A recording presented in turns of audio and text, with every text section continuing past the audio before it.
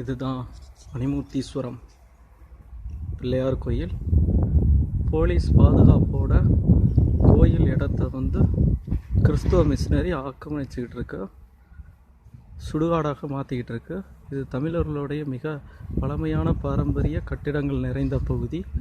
இதை அழிக்கிறதுக்காகவே போலீஸோடைய திருநெல்வேலி மாநகர போலீஸு எல்லா கலெக்டர் எல்லாருடைய அனுமதியோட இந்த பிரமாண்டமான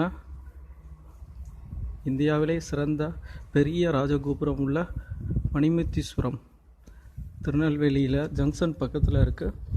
அந்த கோயில் வேலையில் அந்த கோயிலோட இடத்த ஆக்கிரமித்து இந்த காவல்துறையே முழுமையாக கேஸ் இருக்குது. 145 தடை உத்தரவு இருக்கிற இடத்துல என்ன பண்ணிக்கிட்டு இருக்காங்க அப்படின்னு பார்த்தா, ஆக்கிரமித்து சுடுகாடுக்கு குழி தோண்டிக்கிட்டு இருக்காங்க பணத்தை புதைக்கிறதுக்கு.